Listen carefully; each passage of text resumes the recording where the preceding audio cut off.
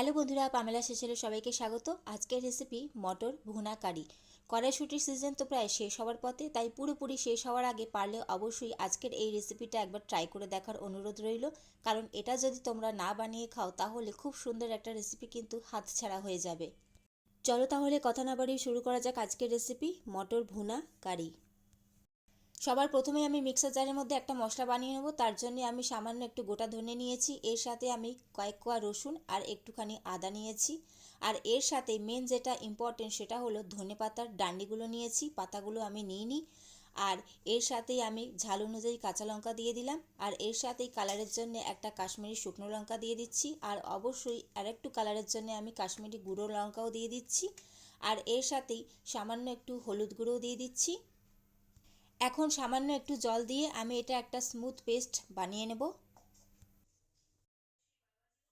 আবারও আমি মিক্সার জারের মধ্যে আমি হাফ কড়াইশুঁটি দিয়ে দিচ্ছি, হাফ আমি বেটে এখানে ইউজ করব আর হাফ আমি গোটা রান্নাতে দেব। আর এটা কোনো রকম জল ছাড়াই আমি একটা পেস্ট এর বানিয়ে নেব। আমি কিন্তু দেখো কোনো রকম জল ছাড়াই এটা পেস্ট বানিয়ে নিয়েছি, একটু দানা দানা থাকবে।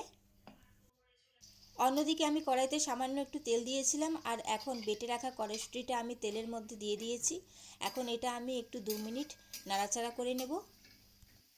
আমি যেভাবে বানাচ্ছি তোমরা কিন্তু স্টেপ বাই স্টেপ সেভাবেই বানাবে, তাহলে খুব সুন্দর রেজাল্ট পাবে। কারণ এটা খেতে সত্যি অসম্ভব সুন্দর হয়। 2 মিনিট আমি কড়াইশুঁটিটা ভাজা করে নিয়েছি, এটা ভাজা হয়ে গেছে। এখন এটা আমি নামিয়ে নেব।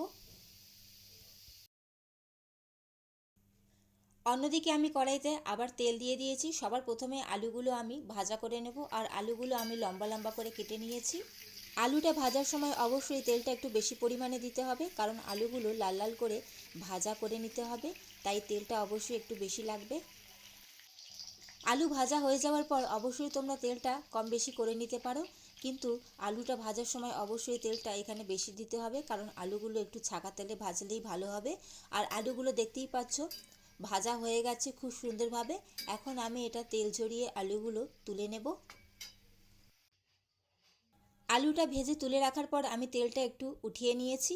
এখন এর মধ্যে আমি গোটা জিরে, একটা শুকনো লঙ্কা আর সামান্য একটু হিং ফোড়নে দিয়ে দিয়েছি। এর সাথেই আমি একটা টমেটো কুচি দিয়ে দিলাম আর হাফ যেটা কড়াইশুঁটিটা রেখেছিলাম সেটা দিয়ে দিলাম।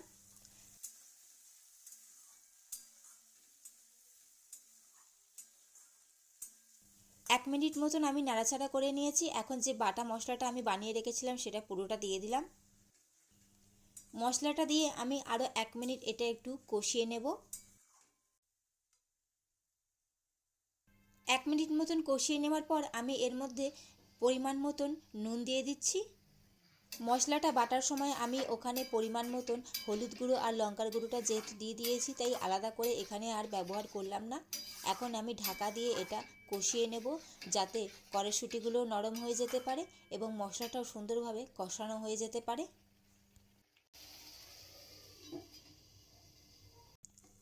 আমি 2 মিনিটের জন্য ঢাকা দিয়ে রেখেছিলাম আর দেখতেই পাচ্ছ মশলাটা খুব সুন্দরভাবে কষানো হয়ে গেছে, সমস্ত তেলটা ওপরে ভেসে উঠেছে।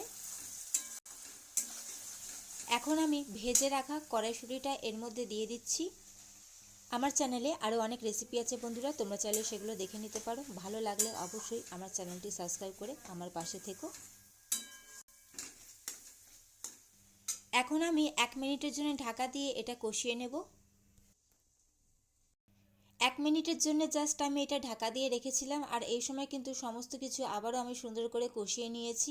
আর এই সময় কিন্তু কড়াইশুঁটিগুলো যেটা গোটা রয়েছে সেটাও কিন্তু অনেকটাই নরম হয়ে গেছে। এখন এর মধ্যে আমি পরিমাণ মতন জল দিয়ে দিয়েছি। যেহেতু এটা একটু মাখা মাখা হবে তাই জলটা আমি অল্পই দিয়েছি। এখন ভেজে রাখা আলুগুলো আমি এর মধ্যে দিয়ে দিলাম। আলুগুলো আমি ভাজা করে রেখেছিলাম আর ওখানেই কিন্তু একদম 70% মতন আলুটা সেদ্ধ হয়ে আছে। এখন এর মধ্যে আমি একটু গরম মশলার গুঁড়ো দিয়ে দিচ্ছি।